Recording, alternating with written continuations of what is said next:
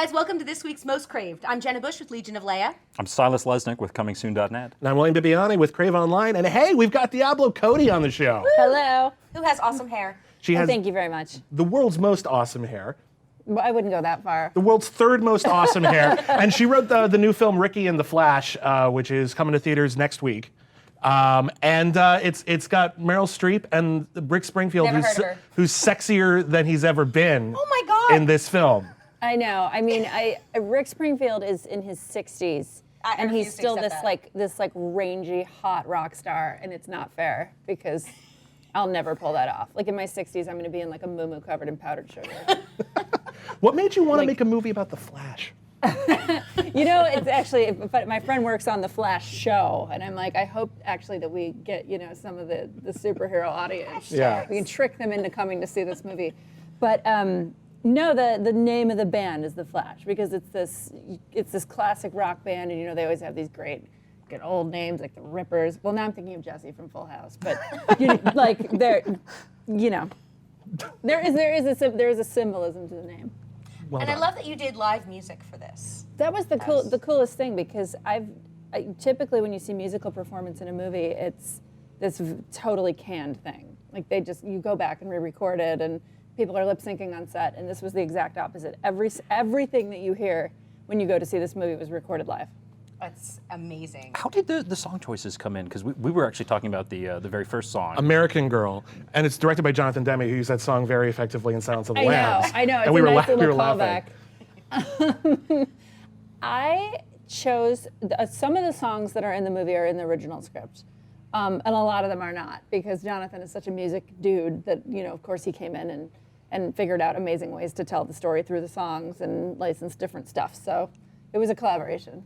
Well, what didn't make it into the script? Was we can't afford the rights to blank. I don't think it was like. Let me think. You know what? There was a scene where there's a scene when have you seen the movie? Yeah, I was seeing the movie. So there's a scene where she's going off on Mick Jagger and about how there's this double standard against women who want to play rock music, and she was supposed to sing a Rolling Stones song leading into that, and I just cut it because, the Rolling Stones song. It's a lot of money. And you probably have to run that dialogue by Mick Jagger as well. No, you know what? It's interesting. I was concerned about that. Yeah. I was like, is Mick Jagger going to get mad? And I guess you're allowed to say anything you want in this country. What? Who knew? I know. was unaware. I was stunned. So, yeah. If you Yes. what, Oh, sorry. no, I was going to say you have some really strong female characters in this film, and it is largely about the women in this film, and the guys are kind of. So we were actually talking about this after the screening. All of the women drive the story forward, and the men are sort of periphery, which is sort of refreshing. And it's the way it is. Well, yes. Yeah, it's a reflection of reality. For whatever reason, this has just become my thing that I do, is write female-driven movies, and I hope the male characters seem rich as well, but I agree that in this movie they're definitely like the supporting roles. Do you think that the scene in Hollywood is changing? For writers, yes, and for producers, yes, and on the studio side, I see tons of powerful women. Is that what you're talking about? Yeah. The girl thing? But directing, it's still really interesting how few female directors there are working. Is it now? I know you've directed before, but is there more? Are you pursuing directing? No, more, or I quit. I retired. You really? Yeah, I was like, I'll try this once, and it was not for me. I'm way too chill to be in charge of that many people. I'm imagining a chill set. Everyone's just like, okay, no, I want this shot here and this shot here, but seriously, everyone, it's all good. Yeah, I mean, I'm just not. You really have to have you have to be a really decisive person with leadership qualities to do that job, and I wouldn't describe myself that way. I'll just put it that way. So, but you got Jonathan Demme working on this particular film. That's neat. He's the coolest guy ever. Yeah? I was not prepared. I mean, I obviously knew that I admired him as a filmmaker, and I was super excited that he was going to make the movie, but I didn't anticipate that he was going to be like the most cool, like lovely, awesome person. What did he bring to the script? Because I imagine it's all there on the page, and then it gets demified in some way. You know what? He favors an incredibly natural style, and he does these really long takes, and for him, he's just like, he wants things to feel real. Like, he said, can we put a dog in the script? And I said, well, most directors will actually ask you to cut animals out of the script because it's a pain in the ass. And he was like, yeah, but it's real. When you have a dog in a scene, people buy it. And I was like, I love that. Like, he just wants everything to feel as natural as possible. And it was unusual because usually as the writer, you care the most about the script and you're constantly doing everything in service of the script. And I sensed as we worked our way through production that he cared as much about it as I did. Like, he wanted to talk about the script all the time, and I just thought it was so cool. What is the process after you've written it to find a director? Well, in this case, you know, when I wrote this movie, I had envisioned it as like this micro indie. I didn't even think we'd be able to get it made because it's about older people, and it's not like the sexiest, most high concept story, you know? So, but then when Meryl Streep read it and decided she was going to do it, that just changes the game completely. Suddenly it's like, directors want to do the movie, and like everybody wants to be in the movie, and she's a good thing to have attached to your project, I found. So she had worked with Jonathan before, and we had suggested him to her, and she was like, that's a great idea. So I'm picturing this line of directors, and it's like like everyone wants to work with Meryl Streep. So you got like Michael Bay there, and you got like Kevin Smith Michael there, like this Bay. huge. See Michael Bay's version of this. Yeah, it'd be great. It would look gorgeous, and you would probably cut all the women out. Oh, yeah. Yeah, there'd be more explosions. It'd be just the Flash. Be a lot of Meryl Streep's abs.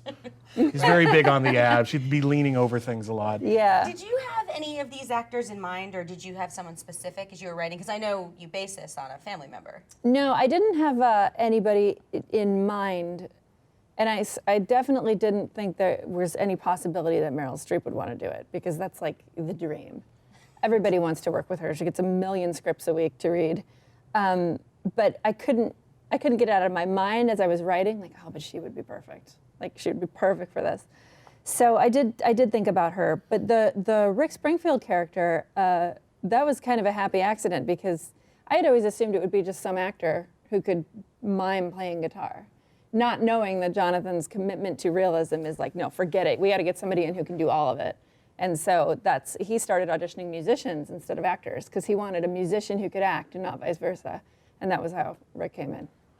Were you surprised by how good an actor Rick Springfield is? Because Rick Springfield's really good in this movie. I know he is. Have you seen him on True Detective recently? I've not seen the new season. He's like a villain and totally creepy and different, and like he's a very good actor. And no, I was not aware of that. I didn't watch General Hospital back in the day, so I wasn't familiar with his. He holds his own with Meryl Streep. It's kind of amazing. You know who else I really, really loved in this movie is Kevin Kline. He is awesome. Him and Meryl have like this very specific kind of chemistry together that's so great, and he's someone I've admired since I was like a kid, so it was very cool to have him there. One of my favorite things about this movie is it has a lot of, I think it enjoys its own contradiction. You know, Ricki is, this hard rocking woman, but she also voted for George W. Bush, and they talk about that. Yeah. And, can you tell me, was that like just wanting to make the characters more interesting, or is there like an ongoing theme here about people filling different roles? For me, one thing that I love about Ricki is that despite her edgy persona and the way that she dresses and the way that she lives her life, there's these moments throughout the film where you remember that she is like a mom. Like, she'll talk about reading like Parade magazine, or like watching 60 Minutes and supporting the troops, and it's like, oh, this is like your mom on Facebook. Do you know what I mean? Like, she's cool, but she's also kind of square. And I just thought that was an interesting contradiction. Well, it's up to be square. Well, I like that, like, there's not villains in this film. Everybody, you sort of see their perspective, and I'm not good at writing villains. I don't think I've ever done it effectively. Charlize Theron, a little bit, in A Young Adult. Yeah, but she's the protagonist. She's the protagonist, You but know if you what I look mean? at it from That's anyone what's so else's wonderful. perspective, Yeah. it's a is creepy mixing it all Yeah. together, and like having these human conflicts generate rather than. That's more interesting to me than having a good guy and a bad guy, because I do feel like most of the situations we get ourselves into in life are just gray area, morally speaking, and it's like nobody's really good and nobody's really bad. So I do try to reflect that in the stuff that I write. But can you tell us what you're working on right now, or is it all top secret? I guess I'm allowed to say this now because I think it got out yesterday. But I'm working on an Amazon series with Tig Notaro and Louis C.K. And we shoot the pilot in like 3 weeks. Holy crap! So yeah, I mean, it's like it's been Thank under you for wraps taking the time. Yeah, no, I know. It's been an interesting month, but yeah, I'm very excited about that. Can you tell us a little bit about it? Like, or is it that still a secret? Gosh, I don't know how much. Yesterday was the TCAs, and I don't know how much they actually revealed about it. No worries. Tell us but what it's Tig is the not. star. Okay. It's based on her life, and Louis is executive producing it, and he brought it to me to write it with Tig. So that's how it came about. Did you know him before, or was that? No. When he called me, I was like so excited. I was like, "What could you possibly want from me?" And like, yes, you can have it. Can you talk to him without cracking up constantly? You know, I just try to keep it super professional. Like, yes, sir. Like, you know, I don't know if we've ever gotten into like a flow, but yeah, Tig. I can't talk to without laughing hysterically. She is like the funniest, most dry human being on the planet. So. Awesome. Well, we can't wait to see that because that would be neat. Yeah, I'm excited about it. I hope we actually get like a show out of it. You never know these days. That is true. Well, anyway, Ricki and the Flash opens in theaters next week. I liked it a lot. I think this is a really fun movie. It's right. Also, now I want to play guitar.